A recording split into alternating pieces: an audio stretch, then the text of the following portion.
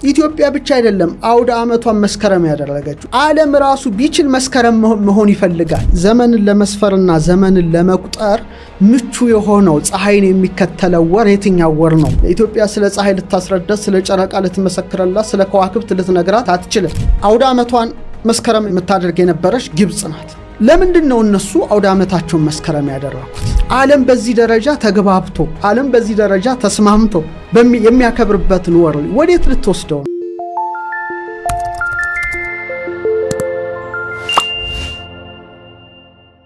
ዘመንን ለመስፈር ዘመንን ለመቁጠር የሚያስፈልጉን ሰማያዊ አካላት ፀሐይ፣ ጨረቃ፣ ከዋክብት ናቸው። እና አውደ ዓመት ለማለት እንግዲህ የፀሐይን አውደ ዓመት ነው 365 ዕለት ከ15 ኬክሮስ ከ6 ካሪት ወይም ከ6 ሰዓት ብለን የምንቆጥረው። ስለዚህ ዘመንን ለመስፈርና ዘመንን ለመቁጠር ምቹ የሆነው ፀሐይን የሚከተለው ወር የትኛው ወር ነው ብለን ስናስብ በምድር ላይ 2 ወሮች ብቻ ናቸው።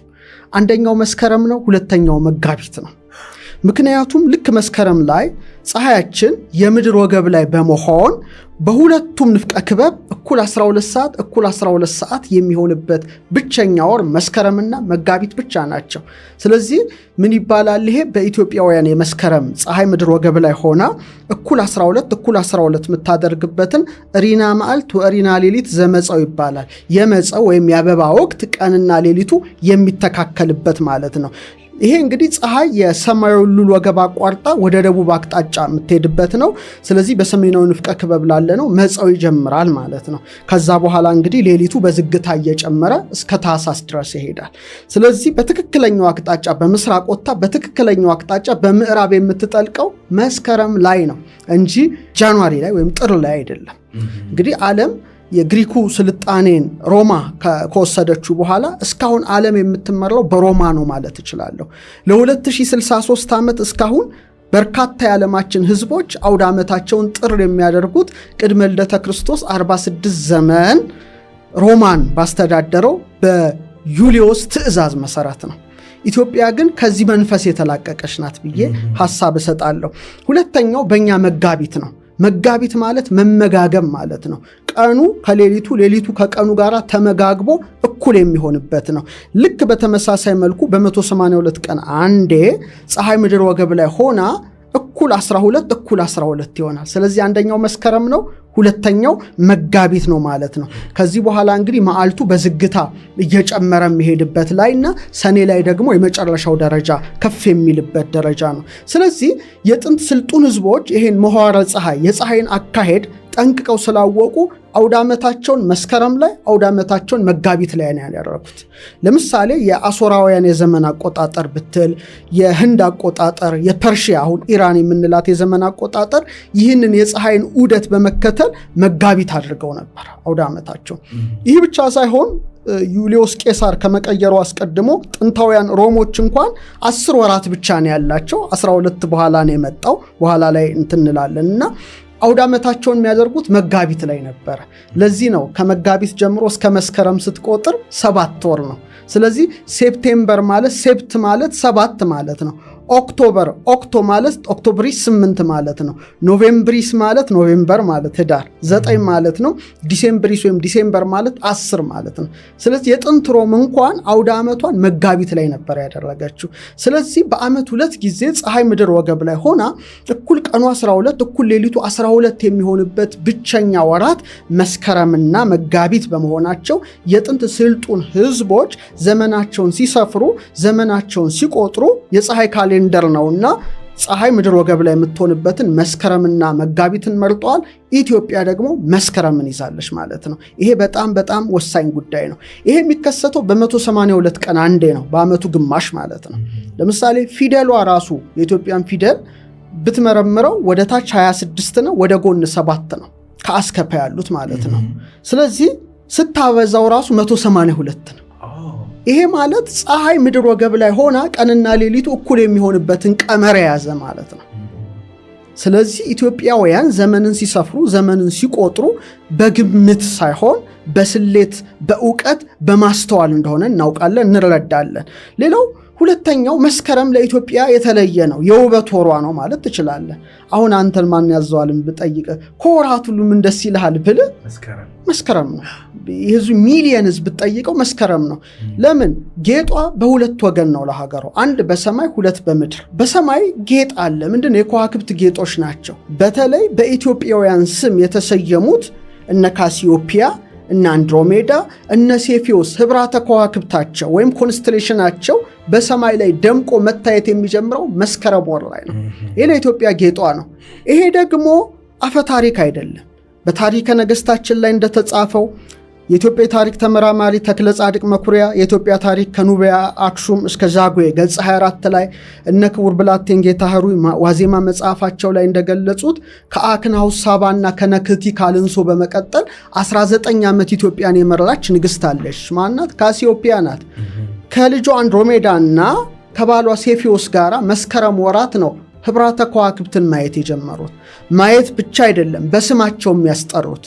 ስለዚህ ዓለማችን 88 ኮንስቴሌሽኖችን ህብራተ ከዋክብትን ሲመዘግብ በሀገር ደረጃ በብቸኝነት የተጠቀሰችው በከዋክብት ካርታ ላይ ኢትዮጵያ ብቻ ናት። 88 ኦፊሻል ሪኮግናይዝድ ኮንስቴሌሽን ሬጂስተርድ ባይ ናሳ ኦር አይኤዩ ብለህ ጉግል ብታደርግ ፕሪንሰስ ኦፍ ኢትዮጵያ ልዕልተ ኢትዮጵያ አንድሮሜዳን ያነሳል። ካሲዮፒያ ኩዊን ኦፍ ኢትዮጵያ ንግስተ ኢትዮጵያ ብሎ ያነሳል።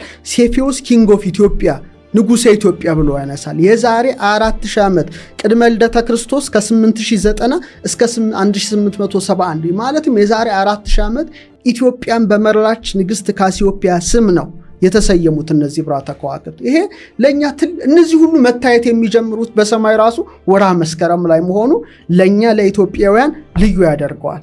ለዚህ ነው የዓለም አቀፍ የሥነ ፈለክ ህብረት አይኤዩ አዲስ ነገር በሰማይ ላይ ሲገኝ ኮከብ ይሁን ኤክሶፕላኔት ይሁን ሌላ አለ ነገር ቢሆን ስም መስጠት የሚችል ብቸኛ ተቋም ነው። 100ኛ ዓመቱን ሲያከብር 2013 አልቆ 2013 ላይ በአንድሮሜዳ ኮንስቴሌሽን ላይ ኤችዲ 16175 የሚባል ኮከብና እሱን ኦርቢት የሚያደርግ የሚዞር ኤችዲ 16175 ቢ የሚባል ኤክሶፕላኔት ተገኘ። ያን ጊዜ ታሪካችንን ያከብራሉ፣ ታሪካችን ያውቃሉ። ታሪካችን ማናከብር፣ ታሪካችን የማናውቅ እኛ ሆነናል ማለት ነው። ስለዚህ ምን አሉ? ኢትዮጵያውያን ስም ይሰይሙ አሉ። ለሌላው ሀገር እድል ይሰጣል። የኛ ልዩ የሚያደርገው አንድሮሜዳ ኢትዮጵያ ናት። ስለዚህ 100ኛ ዓመታቸው ነው፣ ሰይሙ ብለው እድል ሰጡ። ኢትዮጵያ በህዋው ምርምር ቀደምት ሀገር ናት። ዘ ኢትዮጵያንስ ወር ዘ ፈርስት ኢንቨንትድ ዘ ሳይንስ ኦፍ ስታርስ ኤንድ ጌቭ ኔም ቱ ዘ ፕላኔትስ ይላሉ ሲያን። የሥነ ከዋክብት ሳይንስ የጀመሩ ህዝቦች ናቸው። በኋላ 10 ስሞች ተመረጡ። መጨረሻ ኢትዮጵያን ሊወክል የሚችል ስም ምን ይገኛል ሲባል ኮከቡ ቡና ተባለ። ኤክሶፕላኔቱ አቦል ተባለ። አዎ ጸድቋል። መልካም ዜና አይሰማም። በዚህ የተሳተፉ የኢትዮጵያ ስፔስ ሳይንስ ሶሳይቲ፣ ኢትዮጵያ ስፔስ ሳይንስ ኤንድ ቴክኖሎጂ ኢንስቲትዩት እንደ አንድሮሜዳ እኛ ሁላችንም ሽልማት ተልኮልናል ከአይዩ ማለት ነው። ስለዚህ 2 ጨምረናል። ይህን ሁሉ ድል ያገኘ ነው በምንድን ነው? ጥንት ኢትዮጵያውያን ወርሃ መስከረም ላይ ሆኖ በተመለከቱት ምልከታ እኮ ነው። ይሄ ለኛ ክብራችን ነው። ሌላው ተመልከት፣ ክረምቱ፣ ዶፉ፣ ጎርፉ፣ ጭጋጉ፣ በረዱ በጣም አስፈሪ ነው። መስከረምስ ፈካ ያለ አደይ አበባ፣ የመስቀል ወፍ፣ መስከረም ጠባ ትላለ። ጸባ ማለት ነጋ ማለት እኮ ነው። ራሱ መስከረም ማለት ፍቹ ምንድን ነው? መስ ማለት መሴ ማለት መሸ ማለት ነው። ከረም ማለት ክረምት ነው። ክረምቱ የሚመሽበት፣ ክረምቱ የሚያበቃበት፣ መጸው የሚብትበት፣ አበቦች ሚፈኩበት፣ ቢራቢሮች ከመስክ ወደ መስክ የሚሯሯጡበት፣ ንቦች አበባ ለመቅሰም ወዲያ ወዲህ የሚሄዱበት፣ የመስቀል ወፍ የምትጮህበት። ባለቀኔው መንግስቱ ለማ ይመስለኛል የመስቀል ወፍና የአደይ አበባ ቀጠሮ እንዳላቸው መስከረም ሲጠባ ይላል። ማን ያውቃል ይላል። ለኛ የተስፋ ወራችን ነው፣ የደስታ ወራችን ነው። ይሄን የደስታ ወር እንንጠቅ ማለት ስንቱን ደስታ ነጥቀው ይችሉታል። በጣም በጣም ያሳዝናል። እና ይሄ ነው። ይህ ብቻ አይደለም፣ ኢትዮጵያ ብቻ አይደለም አውደ ዓመቷን መስከረም ያደረገችው፣ እስራኤል ጭምር አውደ ዓመቷ መስከረም ነው። ዓለም ራሱ ቢችል መስከረም መሆን ይፈልጋል። ሮማ ናት ምቅ አድርጋ ያዘችው በጃንዋሪ ህግ እንጂ ሁሉም መስከረም። እስቲ በሂደት እንሂድ። ለምሳሌ እስራኤል አውደ ዓመታቸው እንደኛ መስከረም ነው። ሮሽ አሻና ይሉታል። ሮሽ ማለት ራስ ማለት ነው። ርዕሰ አውደ ዓመት ትለለ መስከረም ሮሽ ማለት ራስ ማለት ነው፣ መጀመሪያ ማለት ነው። ሻና ማለት ምንድነው? ሐሻና ማለት ዓመት ማለት ነው። ስለዚህ ርዕሰ አውደ ዓመት ይባላል መስከረም። ለምንድነው እነሱ የሚያደርጉት ቀንና ሌሊቱ እኩል የሚሆንበት ወር ምንድነው? ቅድም እንዳልኩት መስከረም ነው። ፀሐይ ምድር ወገብ ላይ የምትሆንበት። ይህ ብቻ ሳይሆን በእነሱ ሮሽ አሻና ማለት አዳምና ሔዋን ጭምር ስነ ፍጥረት የተፈጠረበት ወር መስከረም ብለው ነው የሚያምኑት የሚቀበሉት እስራኤላውያን። ዓለም የተፈጠረበት ወር ራሱ መስከረም ነው በእስራኤላውያን ትውፊት ማለት። ያን ጊዜ የሚገርም ሾፋር የሚባል ቀንደ መለከት ይነፋል። በእስራኤላውያን ልማድ ቀንደ መለከትም የሚነፉበት ጭምር በዓል ነው። ልክኛ አውደ ዓመት ላይ ነጋሪት እየመታን አዋጅ እንደምንባል እነሱም ይነፉበት ወራቸው መስከረም ነው። ኢትዮጵያ ብቻ አይደለችም ለዚህ። ሶስተኛ በቢዛንታይን የዓለም አቆጣጠር ወይም ቢዛንቲያን ክሪኤሽን ኢራ በሚባሉ በሙሉ በአውሮፓ አውደ ዓመቱ መስከረም ነበረ። ታሪካዊ አውዱን እንነሳ። እነሱ ዓመተ ዓለም የሚል ነው አቆጣጠራቸው። ምንድነው? አኖ ሙንዲ ይባላል። አኖሙንዲ ማለት ፍጥረት ከተፈጠረበት ጊዜ ጀምሮ የሚል አቆጣጠር ነው ያላቸው። ዓመተ ዓለም አጠቃላይ ዓመተ ፍዳ ዓመተ ኩነኔ የሚለውን ዓመተ ምሕረት የሚለውን አንድ ላይ አድርገው ዓመተ ዓለም ምኑ ቢዛንታይኖች። ስለዚህ በይፋዊ የሲቪል በቤተ ክርስቲያን በታሪክ መዛግብት አቆጣጠራቸው ሁሉ አውደ ዓመት የሚያደርጉት መስከረም ነው። ቢዛንታይን ላይ ምንድነው? ክሪኤሽን ኦፍ ዘ ወርልድ ማለት የፍጥረት ዓለም ማለት ነው። እነሱ ምንድነው የሚሉት? ዓለም የተፈጠረበት ወር መስከረም 1 ነው ብለው የሚያስቡ 5509 ብለው ነው የሚነሱት እነሱ። ዓለም የተፈጠረበት ወር ብለው የሚነሱት መስከረምን ነው። ስለዚህ የምስራቅ ሮማ ለምሳሌ በቢዛንታይን ማለት ምስራቅ ሮማ ግዛት ያለውንም ጭምር ያጠቃልላል። ከ958 ዓመተ ምህረት እስከ 1453 እንደ አውሮፓ ዘመን አቆጣጠር ቁስጥንጥንያ በኦቶማን ኢምፓየር እስከወደቀችበት ጊዜ ድረስ ይፋዊ የመንግስትም የቤተ ክርስቲያንም አቆጣጠር በዚህ የተመሰረተና መስከረም 1ን መነሻ ያደረገ ነበር። ሁለተኛ ሩሲያ ከ988 ዓመተ ምህረት እስከ 1700 ንጉስ ጴጥሮስ ወደ ግሪጎር ጁሊያን ካሌንደር እስኪቀይረው ድረስ መስከረም 1 ነበር ይቆጥሩት። ሶስተኛ ቡልጋሪያ በቡልጋሪያ ኢምፓየር በአጠቃላይ ከመካከለኛው ዘመን እስከ 14 እስከ 15ኛው ክፍለ ዘመን በይፋ የተጠቀመችበት አውደ ዓመቷን መስከረም አድርጋ ዓመተ ዓለምን አቆጣጠር ነው። ሰርቢያ በሰርቢያ ደግሞ ዱቫን የሚባል ህጋቸው በሙሉ የተቆጠሩት በዚህ በቢዛንታይን የዘመን አቆጣጠር ሲሆን አውደ ዓመት መነሻውን የሚያደርገው አሁንም መስከረም ነው። ይሄ ትልቅ ታሪክ ነው። ሞልዲቪያ ሞላክ የዛሬዋ ሮማንያ ማለት ነው። ሮማንያ ምንላት ከ14ኛው ክፍለ ዘመን እስከ 18ኛው ክፍለ ዘመን የተጻፉ የታሪክ መዛግብታቸው የሃይማኖት ጽሑፋቸው በሙሉ አውደ ዓመቱን መነሻ የሚያደርገው መስከረም 1 ነው። ጆርጂያ ከራሷ የዘመን አቆጣጠር ጎን ለጎን በተለይ በታሪክ መዛግብት ቤተክርስቲያን ጥናት ላይ ዓመተ ዓለምን የቢዛንታይንን ትጀምርና አውደ ዓመቷን መነሻ የምታደርገው መስከረም 1 ነበር። ዛሬ ጭምር ለምሳሌ ማውንት አቶስ የሚባል የግሪክ ገዳም አለ። በጣም ትልቅ ገዳም ነው። ኢስተርን ኦርቶዶክስ ቸርችስ በአጠቃላይ ለኤክሊሲያስቲካል ለቤተ ክርስቲያን የዘመን ቀመር አሁንም ቢዛንታይንን መሰረት አድርገው መስከረም 1 ነው የሚጀምሩት። እኛ ብቻ አይደለንም። በዓለማዊ ህግ ራሱ ለምሳሌ በ312 ዓመተ ምህረት ላይ ንጉስ ቆስጠንጢኖስ ኢንደክሽን የሚባላል። ኢንደክሽን ማለት ምንድነው?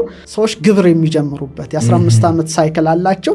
መነሻው የሆነው መስከረም 1 ነው። በኋላ በ537 ዓመተ ምህረት ላይ ንጉስ ጁስቲኒያን የቢዛንታይን ኢምፓየሮችን ሰነዶች ሁሉ መነሻ እንዲያደርጉ ያደረጋቸው መስከረም 1 ነው። ይህ ማለት ትልቅ ነገር ነው። ኢትዮጵያ የያዘችው ማለት ነው። ትልቅ ነው የያዘችው። ሌላው አውደ ዓመቷን መስከረም የምታደርግ የነበረች ግብጽ ናት። በተለይ ኮፕቲክ ቤተክርስቲያን። ለምንድን ነው እነሱ አውደ ዓመታቸውን መስከረም ያደረኩት? ኢትዮጵያ ኢኩኖክስን አይታ ነው የፀሐይን። እነሱ ግን ፀሐይን አይተው አይደለም። እንደሚታወቀው ያው የአባይ ወንዝ አፈራችንን ይዞ ሁሉንም ነገር ይዞ የሚሄደው መቼ ነው? ክረምት ላይ ነው አይደል? ከባድ ዝም በኢትዮጵያ ክረምት ማለት ነው። ሰኔን፣ ሐምሌና ነሐሴ ለም የሆነ አፈሩን ውሃውን ጠራርጎ ስለሚሄድ ሰብል የሚጀምሩበት ወር መቼ ነው? መስከረም ነው።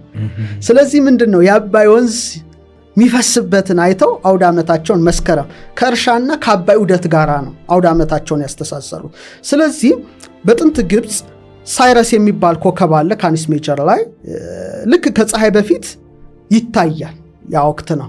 ኦኬ። ስለዚህ ናይል ወንዝ መሙላት ሊጀምር ነው በማለት ያችን መነሻ በማድረግ አውደ ዓመታቸውን መስከረም አድርገዋል። የኮፕቲክ ቤተክርስቲያን ደግሞ ከ303 እስከ 304 በንጉሥ ዲዮቅልጥያኖስ ዘመን የደረሰባትን አሰቃቂ መከራ አብነት አድርጋ ነይሩዝ በማለት በተለይ አኖማርቲሩም ዓመተ ሰማዕታት ብላ መነሻም በማድረግ መስከረም አንድን አውደ ዓመት አድርጋለች ማለት ነው። ይሄ በጣም ሊታወቅ ይገባል።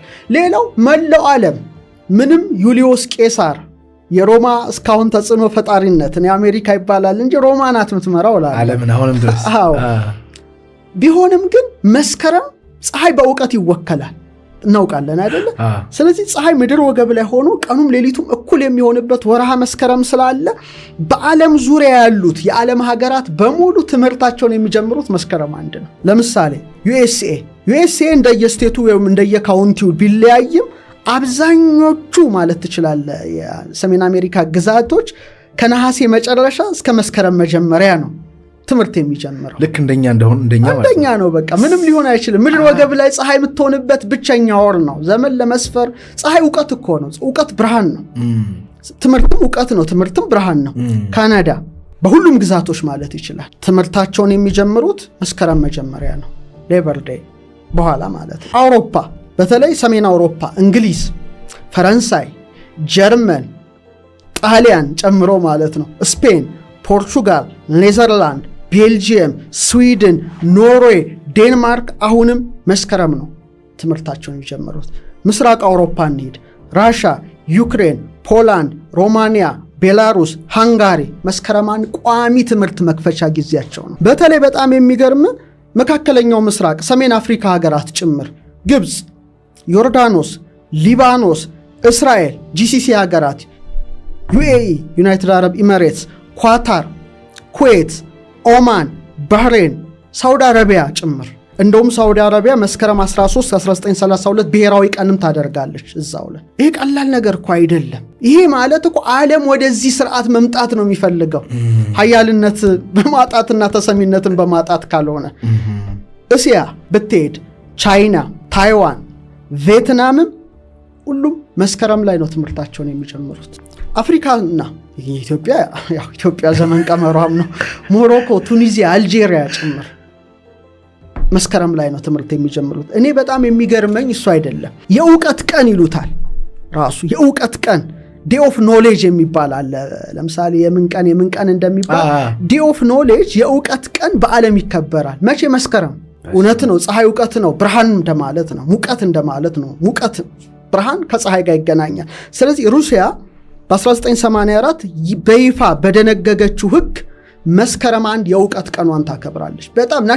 በጣም በደመቀ መልኩ በቃ እንትን እያሉ አበባ ለመምህራኖቻቸው ጊፍት እየሰጡ ልክ እኛ አዲስ ዓመት ልጃገረዶች አበባ እየሆይ እንደሚሉት ህፃናት ስዕል ስለው ለትልልቆች እንደሚሰጡት በተመሳሳይ መልኩ በራሻ አበባ ጊፍት ለመምህራን የሚበረከትበት ነው። ቤላሩስ፣ ካዛኪስታን፣ አርሜኒያ፣ አዘርባይጃን፣ ኪርጊስታን፣ ሞልዶቫ፣ ቱርክሜኒስታን፣ ኡዝቤኪስታን፣ ታጃኪስታን፣ ዩክሬን ጭምር የእውቀት ቀን ነው መስከረም። በታላቅ ድምቀት ነው የሚከበረው። ናሽናሊ ማለት ነው። በደንብ አድርገው ነው የሚያከብሩት። የእውቀት ቀን ብለው ዴይ ኦፍ ኖሌጅ ብለው ማለት ነው።